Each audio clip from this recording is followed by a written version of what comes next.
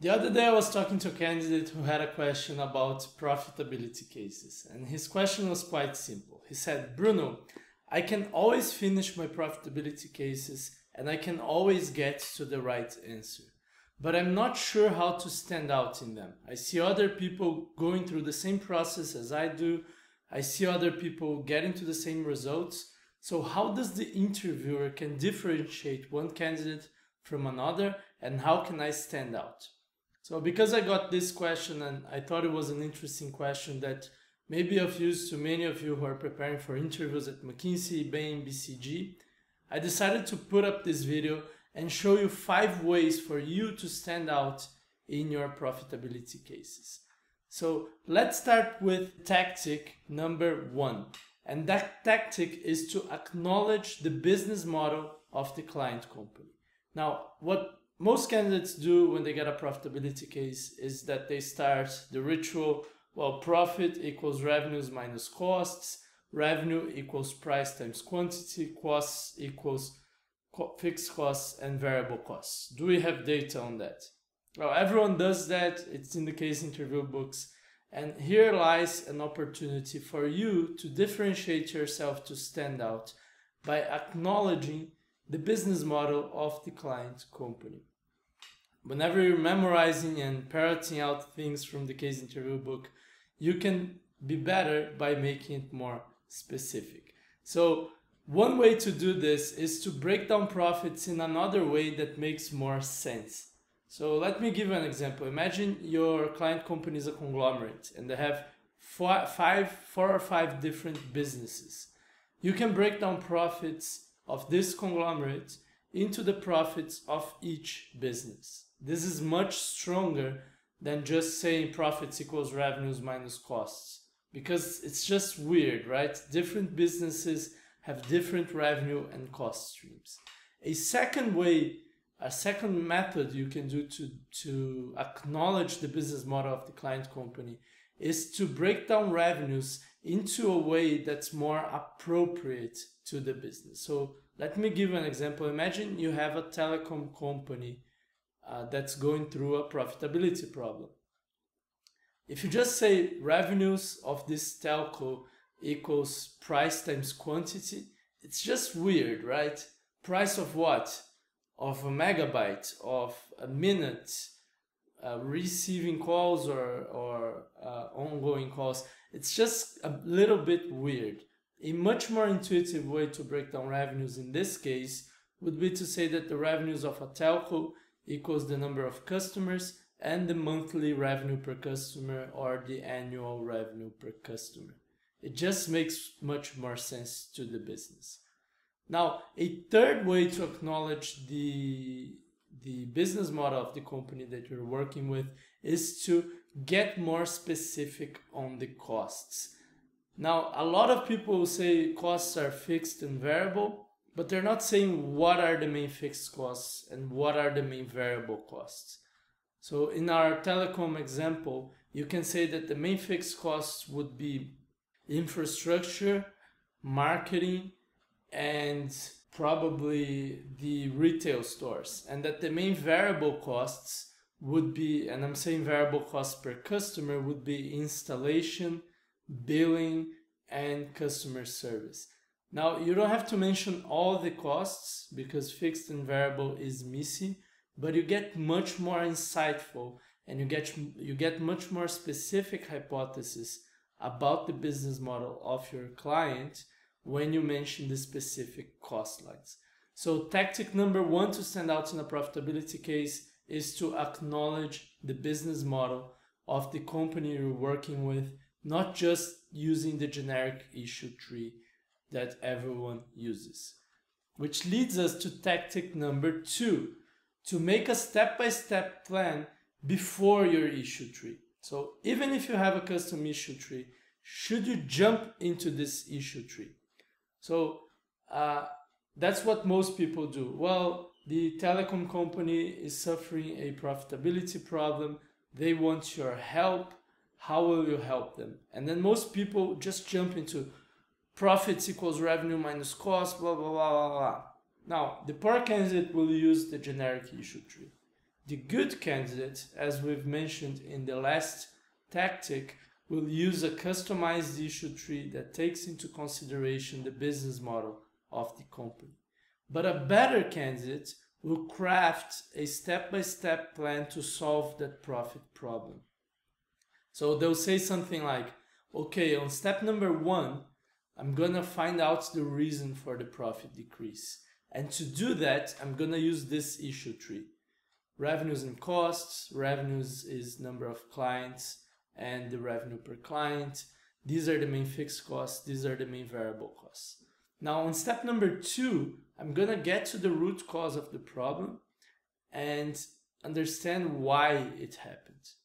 And on step number 3, I'm gonna think of solutions to that problem and then think of ways to implement them. So you're basically giving a step-by-step plan for your clients to solve their problem. And this is much more similar to what consultants do in real life. I mean, imagine you are a real consultant, you have an executive from a telco, even the CEO of a telco coming to your office and asking for your help. They say their profits are decreasing, they don't know what to do.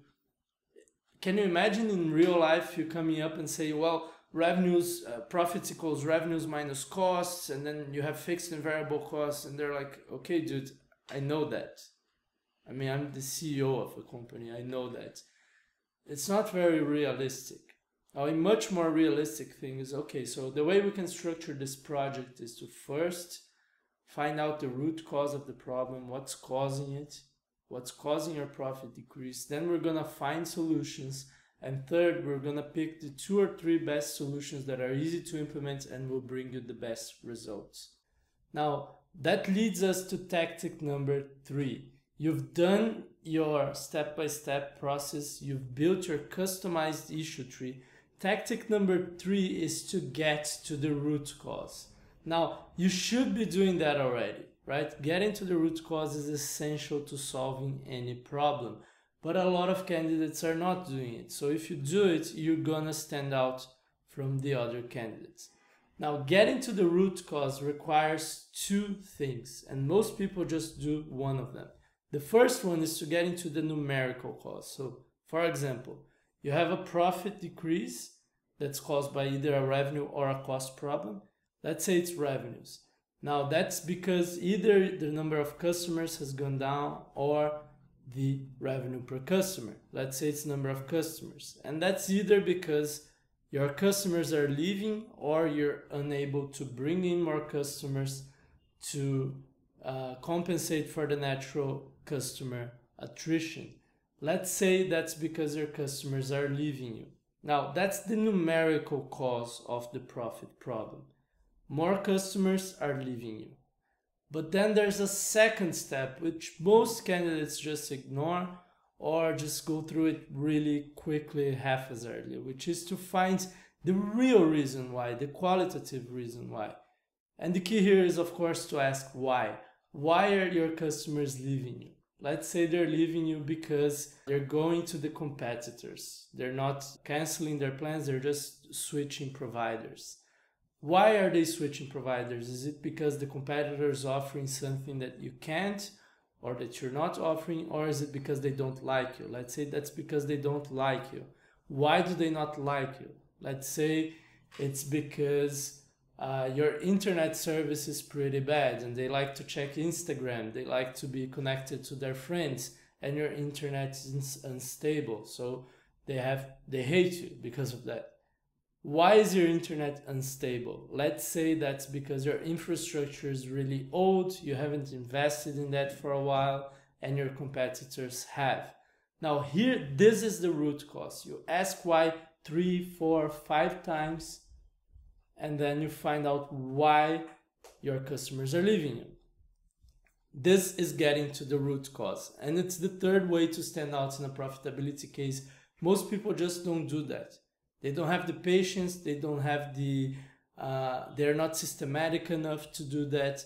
They just want to rush over what the problem is and offer solutions. But you're not going to offer a good solution unless you have a really good understanding of what's causing the problem. This leads us to tactic number 4, which is to quantify. And by quantifying, I don't mean getting numbers. You should be doing that in the first place, otherwise you can't even start to solve it. But let's say you found out that your customers are leaving you because your internet is poor, and that's causing the profit drop. Now, how much of the profit drop is that causing you? Is it causing 50%, 90%, 100%? These are different scenarios. So when you find the real root cause of the problem, you have to quantify. You have to tell the interviewer, well, this is responsible for 90% of your problem. So I'm just going to focus on this. But even then, we have to be aware that your profits are not going to be at the level they were before, probably because there are other things going on, and then we can investigate that if you want. Now, you need to do this because in real consulting, you find the root causes of the problem. The first thing the partner is going to ask, the first thing your client is going to ask is, well, will this solve my problem? Will I be as profitable as I was before if I do what you're recommending me to do? So whenever you find a problem, whenever you develop a recommendation to solve that problem, you have to have your numbers down. And I know most candidates, probably you know that you should be doing that. Most people know that they should be doing this, but they're not, because it's hard, because it's easier to just go and recommend and not take the time to say, well, how much percent of the problem does this solve? So let's say you recommended you need to invest in infrastructure to get your customers and your profits back. You need to quantify how much will you have to invest in infrastructure and how much of the profits will you get back. Maybe it's 90%, maybe 100%, maybe even more, maybe 150%, and you'll be more profitable than before.